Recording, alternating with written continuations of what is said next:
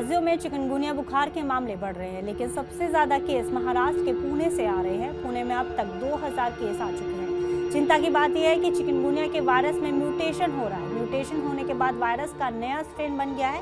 यह strain chikungunya के सामान्य लक्षण वाला नहीं है। अब चिकनगुनिया के लक्षण बदल गए हैं और इनकी वजह से चिकनगुनिया से संक्रमित मरीज को लकवा मारने का भी खतरा पैदा हो रहा है।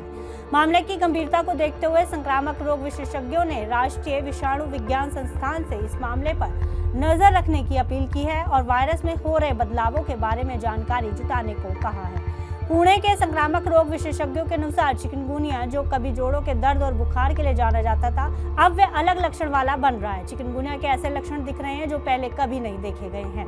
दावा किया जा रहा है कि ये वायरस डेंगू की तरह लक्षण कर रहा है और ब्रेन पर भी असर कर रहा है। एक्सपर्ट्स बता रहे हैं कि चिकनगुनिया के कुछ मरीजों में एक अजीब लक्षण दिख रहा है। मरीजों की नाक काली पड़ रही है। ये लक्षण चिकनगुनिया में पहले कभी नहीं देखे गए हैं। करीब 20 से 30% मरीज इन लक्षण के साथ आ रहे हैं। चिकनगुनिया के मरीजों में लकवा मारने का भी रिस्क बढ़ा है। ऐसा इसलिए क्योंकि वायरस ब्रेन पर भी असर कर रहा है। डॉक्टरों की रिपोर्ट है कि चिकनगुनिया मरीजों में न्यूरोपैथी तेजी से आम हो गई है, जिससे बड़ी संख्या में मरीजों में स्ट्रोक का भी खतरा है। ये पहली बार है कितने गंभीर लक्षण हो रहे हैं।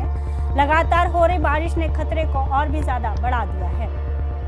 चिकनगुनिया अब डेंगू की नकल कर रहा है। डेंगू की तरह चिकनगुनिया के मरीजों में भी फेफड़ों और पेट में पानी जैसी परेशानी हो रही है, जो डेंगू के क्लासिक लक्षण हैं, लेकिन अब चिकनगुनिया के मामलों में देखे गए हैं। इससे भी खतरनाक ये है कि चिकनगुनिया के मरीजों में प्लेटलेट्स काउंट में अचानक गिरावट आ रही है। ऐसा डेंगू में ही देखा जाता था, लेकिन अब ये चिकनगुनिया में भी देखने को मिल रहा है। पहले चिकनगुनिया के मरीजों में प्लेटलेट्स को 80,000 से 90,000 से नीचे गिरते नहीं देखा जाता था, लेकिन अब वह 5,000 से भी नीचे जा रहे हैं, जो जानलेवा हो सकता है।